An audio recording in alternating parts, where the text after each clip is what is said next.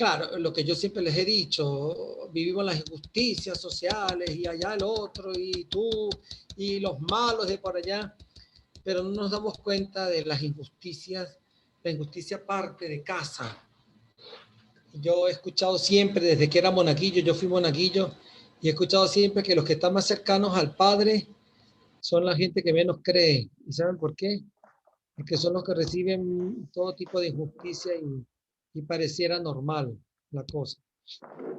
Entonces, la idea de esta virtud, de reconsiderarla y sobre todo de distinguirla de la venganza es importantísimo, porque en nuestro corazón se puede anidar la venganza disfrazada de justicia. Y cuidado porque nuestro pueblo, nuestra gente está llena de eso, de deseos de venganza. El que la hace la paga, ese no es el lema de justicia, ese es el lema de venganza. Perdón, en la terminología común eso no se habla, lo que se está pensando no es justicia, es venganza, el que la hace la paga. Y si usted le hicieron daño, yo voy a hacer que usted tenga daño. Y entonces, claro, es un tema que nos compete a todos, a todos.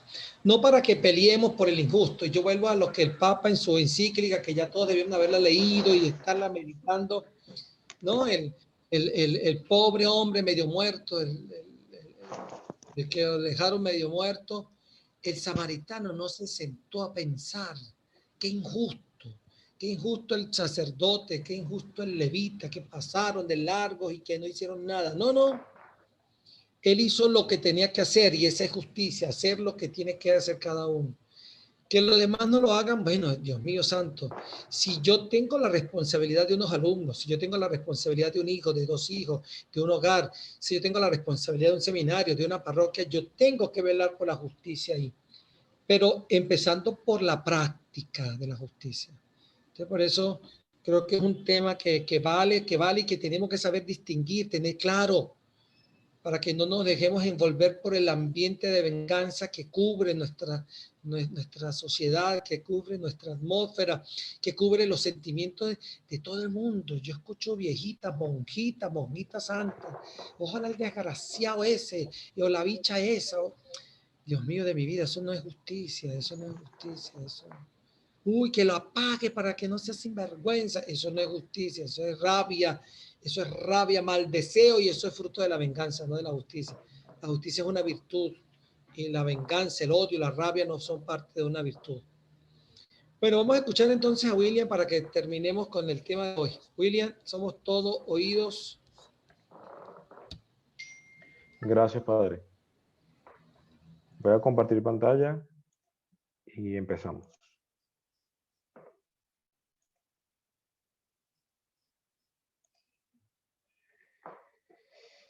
¿Se ve bien? Para confirmar.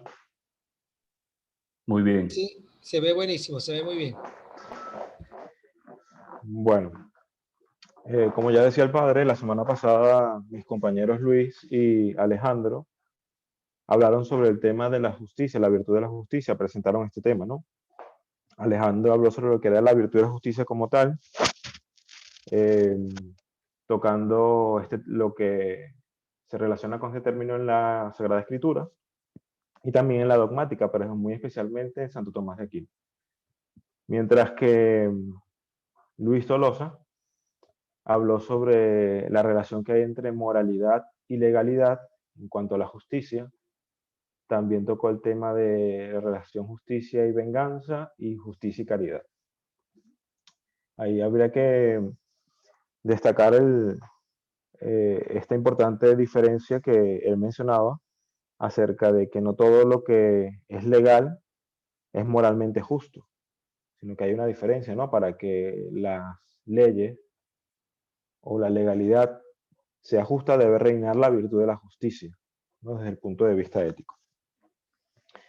Entonces, a mí me toca exponer el último punto de este tema, que es lo que trata sobre la injusticia y la restitución en la Biblia. Aurelio Fernández, autor del Manual de Teología Moral, dice: reina la injusticia en el mundo. Cuando en el mundo no se puede deambular por las calles sin miedo al peligro de que algo malo pueda suceder, es porque no existe justicia en sus naciones, ni en sus pueblos, ni en sus calles, ni en sus gentes. La justicia cambia de contenido y se traduce en una justicia falsa, en una justicia insuficiente o en la total negación de ella misma, es decir, en la injusticia. Esto lo plantea Aurelio Fernández y vemos que es algo que no es ajeno a nosotros, porque si es cierto que de alguna manera nuestra sociedad está perfectamente engranada para que las cosas funcionen, no es menos cierto que también vemos que la realidad de la injusticia en esas cosas, digamos, en las instituciones que hacen que esta sociedad funcione, se vive la injusticia, ¿no? Se patentiza la injusticia. El Coelet lo reflexiona muy bien. Dice el Coelet, que es uno de los últimos libros del Antiguo Testamento, dice, otro absurdo, que no se ejecute enseguida la sentencia de la conducta del malo, con lo que el corazón de los humanos se llena de ganas de hacer el mal. Que el pecador haga el mal, veces ciento, y se le den largas. Y aquí viene a retomar el concepto de restitución, no, de justicia retributiva que hay en la Sagrada Escritura. Dice, pues yo tenía entendido que les va bien a los temerosos de Dios y que no le va bien al malvado. O sea, aquel que obra bien, Dios le paga bien. Aquel que obra mal, Dios le castiga o le paga mal. Entonces dice Cole, pues bien, un absurdo se da en la tierra. Hay justos a quienes les sucede cual corresponde a las obras de los malos y malos a los que les sucede cual le corresponde a las obras de los buenos. Digo que este es otro absurdo. El planteamiento que hace aquí el Coelho, yo quisiera dar un ejemplo que, bueno, como todos, seguramente podemos dar un ejemplo sobre esta situación, pero yo quisiera ilustrar con algo que nos pasó aquí en el seminario. Hace unos meses atrás, nosotros fuimos robados aquí en la casa, se metieron 2 ladrones a la casa mientras dormíamos, nos ataron a todos y tal, y al final, bueno, se llevaron medicinas, teléfonos, tablets, las que tiene el padre, computadoras y tal, y también comida, ¿no? Comida, digamos, no perecedera, atunes y cosas así que ahora, bueno, eso vale más. El caso es que estos ladrones, pues por supuesto, vinieron como a las 3 de la mañana, estuvieron como 1 hora con nosotros y luego este seminario se compone de 2 casas, ¿no? 2 casas que están juntas. Entraron a una y a la otra no pudieron entrar, pero entonces los de la otra casa, los muchachos de la otra casa se dieron cuenta y tal, llamaron a la policía llegó 1 hora después que ya los ladrones se habían ido. El caso es que lo que quiero decir con esto es que podremos decir que, bueno, los ladrones pues se llevaron el botín y les fue bien y no les pasó nada, mientras que nosotros, que supuestamente estamos haciendo la voluntad de Dios, pues hemos sido enajenados de las cosas que nos pertenecen, ¿no? Entonces pasa esto que dice el Coelho, nuestra realidad, y así ustedes pueden comprobar con muchas otras ejemplos personales. Entonces, vamos a hablar ahora de lo que es la relación entre justicia, injusticia y restitución. Alejandro, la clase pasada, hablaba la definición de justicia de Santo Tomás y tenemos que tenerla muy en cuenta porque de aquí vamos a partir para establecer estas relaciones entre estos términos. Dice Santo Tomás que la justicia es el hábito según el cual uno, con constante y perpetua voluntad, da a cada cual su derecho. Entonces, vamos a la lámina, dice, si la justicia supone un derecho que posee otra persona, infringir ese derecho demanda una reparación, con el fin de que se restablezca la igualdad, lo que se obtiene con la devolución de lo debido.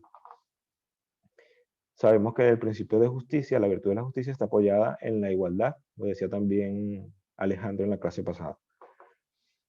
Entonces, Esta vuelta o pago, es decir, la restitución de lo sustraído al que tiene un derecho, responde a la naturaleza de la virtud de la justicia. La restitución, en efecto, repara y vuelve a poner las cosas en su sitio, dando a cada uno lo suyo, tal como define la justicia. Es decir, que este acto de la reparación o de la restitución es intrínseco a la virtud de la justicia cuando ésta es violada, que es la injusticia. Entonces tenemos los conceptos de injusticia. Es toda aquella acción o hábito que atenta en menor o mayor grado contra la justicia.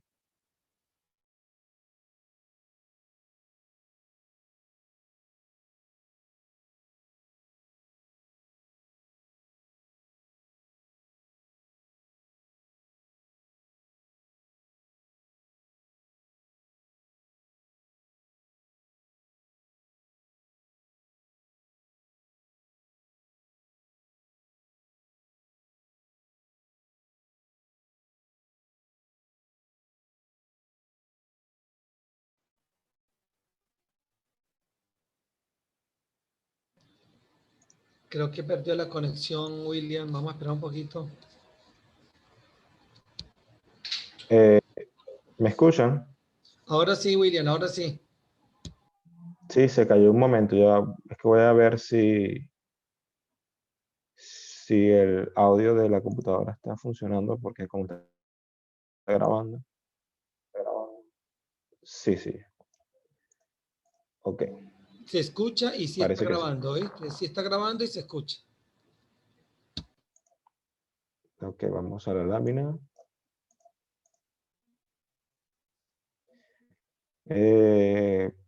Ujú. Me quedé en que era importante el concepto de la equidad y la paz. O sea que donde reina la justicia hay equidad y paz.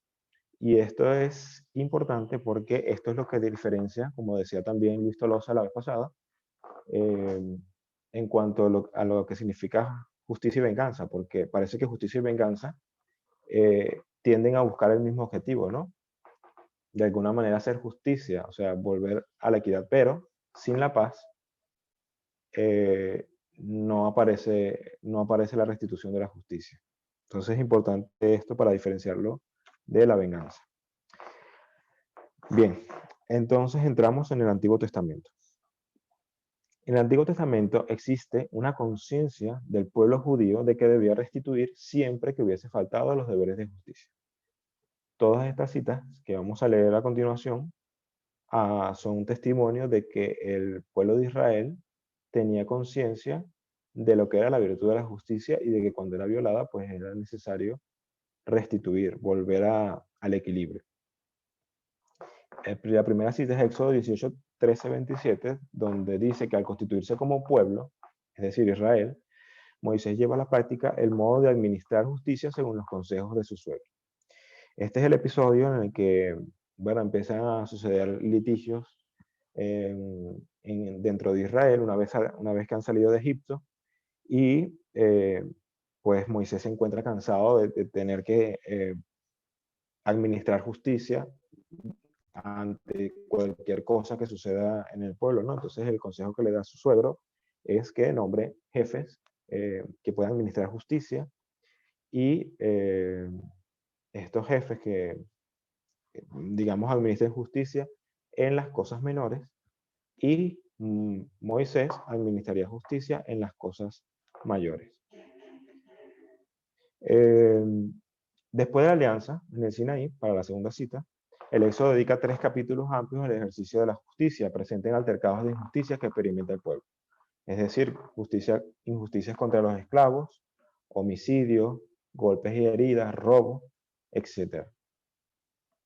Allí digamos que ahí aparece la legislación sobre el delito que se comete y cómo restablecer la justicia. O sea, el castigo de restitución, o la restitución que habría que hacer para volver a la justicia, al estado de justicia. Especial mención tiene el robo, por cuanto que urge la reparación. Quien roba debe restituir. Si no tiene con qué, será vendido para restituir su robo. Este caso es importante porque, vamos a buscarlo, Éxodo 22. 2. Dice, mas si esto sucede, salido ya el sol, su sangre será vengada. Debe restituir. Si no tiene con qué, será vendido para restituir por su robo. Es decir, que aquí no hay distinción si eres pobre, si eres rico, si eres lo que sea. Es necesario que aparezca, para que aparezca la justicia, que exista la restitución. Incluso hasta el punto de venderse a sí mismo, vender a la persona, ¿no? O hacerla pagar en cárcel. En cuanto a las infracciones de tipo moral, han de restituirse con algún bien material.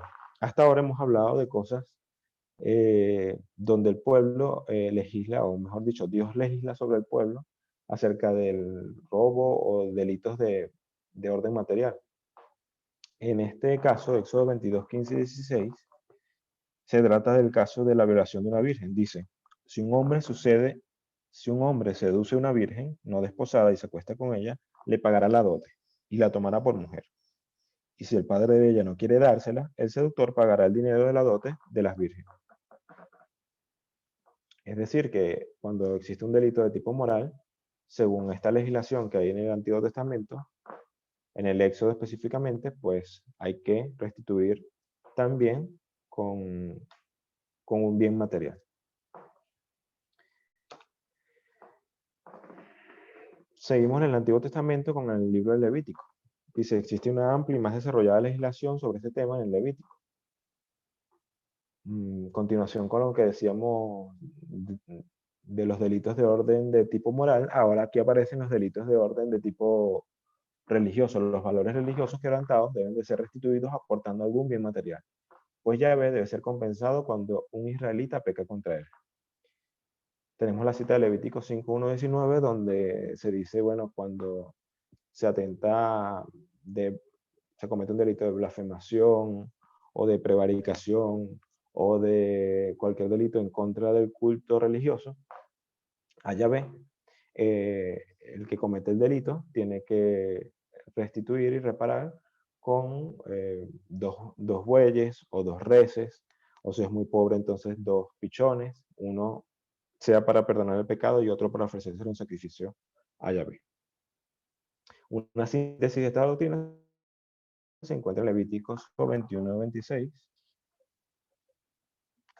Vamos a leer eso que dice, si uno peca y comete una prevaricación contra Yahvé, engañando a su prójimo acerca de un depósito o de un objeto confiado a sus manos o de algo robado, o bien oprimiendo a su prójimo violentamente, o si hay un objeto perdido y lo niega, o jura en falso acerca de cualquiera de las cosas en que el hombre suele pecar, cuando así peca, haciéndose culpable, devolverá lo robado. Ahí está la restitución, o lo exigido con violencia, o el depósito que se le confió, o la cosa perdida que halló, o todo aquello sobre lo cual juró en falso. Lo restituirá íntegramente, añadiendo un quinto más, y lo devolverá a quien lo poseía en el día que se hizo culpable. Entregará para Yahvé su sacrificio de reparación, un carnero del rebaño sin defecto, según su valoración, como sacrificio de reparación ante el sacerdote. El sacerdote hará por él la expiación delante de Yahvé y será perdonado en cualquiera de los casos en que fuera culpable. Luego también aparece esta misma doctrina en los libros sapienciales y en los profetas. El profeta Ezequiel hace un juicio que puede tomarse como resumen de la doctrina del Antiguo Testamento sobre la justicia. Ezequiel va un poco más acerca del perdón, ¿no? De cómo Yahvé perdona a quien restituye. Leo rapidito, dice, y si digo al malvado, vas a morir, y él se aparta de su pecado y practica el derecho y la justicia, si devuelve la prenda, restituye lo que robó, observa los preceptos que dan la vida y deja de cometer injusticia, vivirá ciertamente, no morirá. Ninguno de los pecados que cometió se le recordará más. Ha observado el derecho y la justicia, ciertamente vivirá. Y el Coelet descubre que la injusticia, como norma de convivencia social, se ha institucionalizado, ¿no? Él viene a hacer una denuncia. Ya sabemos que el libro de Coelet es un poco pesimista, ¿no? Ante las injusticias, ante el mal que hay en el mundo, diciendo que todo es vanidad, ¿no? Al final. Y pues manifiesta esta realidad diciendo que donde debería de estar o reinar la justicia, reina la injusticia. Y que lo que prevalece es la ley del más fuerte, que necesariamente engendra más injusticia y violencia. El Nuevo Testamento sigue la enseñanza del Antiguo Testamento, se circunscribe en el contenido de los diversos escritos y no en textos concretos. Además, los testimonios que hay en el Nuevo Testamento, digamos, no son tan numerosos como la legislación que hay en el Antiguo Testamento. Un primer testimonio es la conversión de Zaqueo. El encuentro de Jesús, o con Jesús, mejor dicho, produce la conversión que se ve patentizada en la promesa de despojarse de la mitad de sus bienes para los pobres y en devolver el cuádruple de lo que ha defraudado. Ya sabemos que Zaqueo era un recaudador de impuestos, digamos que estaba en contra de su mismo pueblo para servir al imperio, por lo que era un pecador público, ¿no? Desde el punto de vista del pueblo de Israel, y un corrupto, pues, por decirlo así. Entonces, cuando aparece esta conversión, que en otros términos también se ha llamado milagro moral, ¿no? Porque este hombre, al encontrarse con Jesucristo, decide, un hombre apegado al dinero, decide dar la mitad de sus bienes a los pobres. Y luego, no solamente eso, sino restituir lo que ha robado. Digamos que es un testimonio del Nuevo Testamento que está cumpliendo lo que se dice en la ley del Antiguo. Luego también está la parábola del siervo que no quiere perdonarle la deuda a un compañero suyo que no puede pagar. Recuerda la norma de devolver lo que había sido prestado, incluso con el castigo de venderse a sí mismo y su hacienda por cancelar la deuda. Aquello que les decía de que la justicia pues no mira tu condición, si eres rico o si tienes para devolver o no. Hay que restituir lo robado o lo quitado para que se pueda volver al equilibrio que proporciona la justicia. Esta parábola, ¿se acuerdan que es la de, habla acerca de un amo que tiene un siervo, que este siervo le dé una deuda muy grande, el amo lo va a meter en la cárcel, pues este siervo le pide perdón y tal, le pide misericordia, el amo le dice que sí y tal, y bueno, y este siervo se va a la calle y se encuentra un amigo que también le debe, y no hace lo mismo, sino que lo mete en la cárcel para que pague una deuda que era mucho menor que la que él le debía a su amo. En las cartas de Pablo, en las pastorales también aparece otra actitud, que es la de San Pablo respecto a Filemón y su esclavo Onésimo, en donde Pablo devuelve Onésimo a Filemón y promete pagar si en algo le ofendió o le debe. Es la doctrina del derecho de propiedad. Los apóstoles en general en sus escritos también enseñan y exhortan a sus comunidades a restituir lo injustamente adquirido, pagar deudas, etc. Es decir, no tener cuentas con nadie en particular. Y luego también aparecen las parábolas de los talentos y las minas que subrayan la necesidad de restituir lo prestado, ¿no? Ya conocemos un poco estas parábolas que además las hemos estado leyendo estos días en la liturgia. Como conclusión,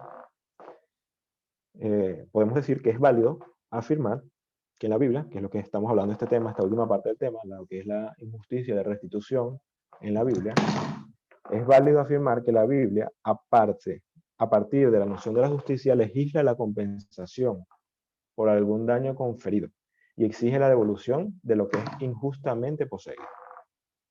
Estas dos ideas constituyen la doctrina moral en torno a la injusticia y la restitución, que al final lo que quiere o apunta hacia conseguir la paz, ¿no? hacia conseguir la equidad entre la sociedad. Otra cosa que es un punto de vista más práctico es que la importancia de la restitución no es solo teórica, sino que tiene aplicaciones inmediatas en la vida práctica. Por ejemplo, en nuestro ámbito, decía Aurelio Fernández, el sacerdote no puede absolver al penitente que, pudiendo, no está dispuesto a restituir. O sea que lo que decíamos acerca de la restitución, cuando aparece una violación a la justicia, no es algo meramente legal, ¿no? Algo meramente, digamos que una legalidad o una ley que hay que cumplir y ya. Eh, no se trata de eso, se trata más bien de que si una persona está realmente arrepentida por un daño que le ha hecho a alguien, pues la compensación que tiene que hacer esta persona para eh, ser perdonado y para dar pruebas de su intención de arrepentimiento es la restitución.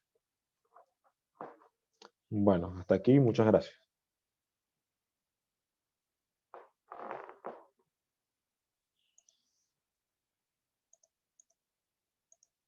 Ay, no me digas.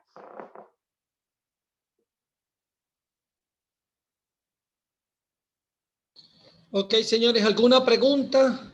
Creo que con esto el tema queda completamente expuesto y claro. Yo de verdad felicito a los expositores porque fue excelente, excelente la exposición de la semana pasada.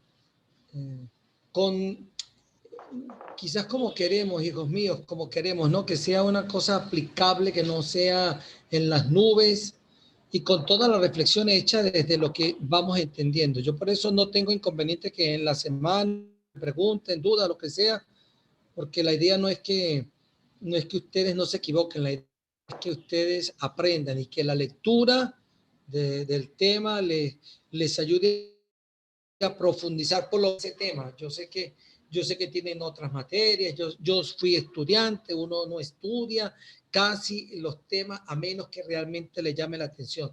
Y es por eso mi intención en buscar siempre que sea temas que tengan que ver con nuestra vida, ¿no? Que estén aplicables a nuestra vida y no que sean cosas solamente teóricas. Pero yo sí los invito a eso, a que por favor tratemos por sobre todos los medios de entrar, de hacer que lo que nos interese, por eso está ahí, yo les mandé una bibliografía, que seamos capaces de no conformarnos con lo que aquí se nos dice, sino que vayamos un poquito más allá. A ver, si alguien quiere hacer alguna pregunta, intervenir, decir algo.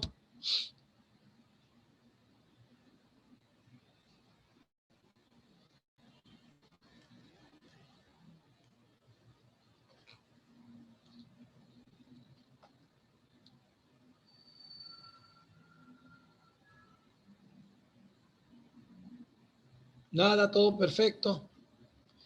Yo quedé muy bien. Sí, sí, sí, yo creo que la exposición fue súper clara. Yo por eso no me atrevo a juntar más nada. Vuelvo a insistir, hijitos de mi alma, y lo de la retribución creo que es clarísimo, ¿no? Recuerda que hablamos de una justicia distributiva, hablamos de una justicia conmutativa. Hablamos y cuando hablamos de la restitución es clarísimo.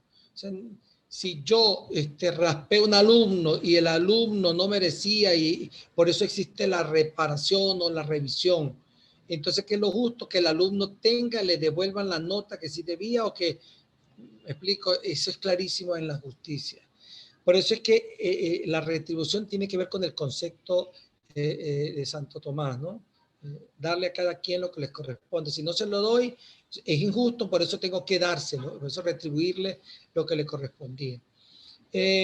Si ¿cómo se llama? El sacristán, yo lo voté porque y después me descubro, se comprueba que no era así como lo habían dicho y mi actuación, mi decisión fue tomada al hablar de la restitución, ¿se puede comparar con la qué? Que no escuché aquí. Comparar con la doctrina de la restitución. No, a ver, hablamos de restituir, es recomponer, es como hablamos en el robo, ¿no? Que en el robo es justamente hablamos eso, de devolver lo robado. Pero cuando hablamos de la restitución, hablamos no solamente de cosas, sino estamos hablando de justamente el puesto que le correspondía, el ascenso que le correspondía, el salario que le correspondía, el lugar que, porque ese es, hablamos de la justicia, de la injusticia. Entonces, decía que es importantísimo porque no podemos de alguna manera, como en el robo, cuando se habla de la retribución, retribuir, no podemos decir, ajá, me arrepiento y listo. No, me arrepiento y voy a resarcir, voy a hacer que las cosas sean, cada uno tenga lo que merece. No basta el perdón ahí, perdón y listo, ya chévere, nos perdonamos. No, perdón y ahora yo lo vuelvo a incorporar, le vuelvo a dar el puesto, lo vuelvo a aceptar como sacristán, los monaguillos. Claro, hay cosas, por ejemplo, que no se pueden restituir. Usted salía este domingo y no sale porque usted tuvo esta dificultad. Resulta que se comprueba que no era así. Entonces yo ya no puedo retribuir. Pero la restitución consiste justamente en la parte moral. Vamos a ahora darle a la persona una retribución, un premio, que de alguna manera pague o le devuelva lo que yo le quité injustamente, ¿no? Repito, aunque no sea de lo que le decía, hay una salida, hay el día de una fiesta y usted no pudo ir porque yo injustamente lo dejé, ya pasó. Pero yo voy a tratar de alguna manera sustituir y hacer, además del perdón y el reconocimiento de su dignidad, tratar de retribuirle, de restituirle eso que le quité, aun cuando ya no se puede. Es como cuando sí, depende de la realidad, ¿no? Entonces, bueno, hijito de mi alma, tenemos un trabajo que yo quiero, el grupo, pregunto de nuevo, el grupo 3 está listo, ¿no? Hoy corresponde entonces al grupo 3, laboral económica, Caritas in Veritate es la base, porque es la última encíclica escrita por Benedicto XVI sobre la economía, sobre esta parte de moral económica. Ahora, hola. Santo Cristo, ¿quién dijo hola? Por aquí, Eduardo. Eduardo, dime. Sí, estamos listos para cuando usted nos indique comenzar con nuestra ponencia sobre la moral económica. Ok, entonces permítanme dar en estos minutos, para que nos tomemos un receso, darles las indicaciones de cómo vamos a evaluar este tema que acabamos de finalizar. William, siquiera ya no grabas, esto ya es quizás materia de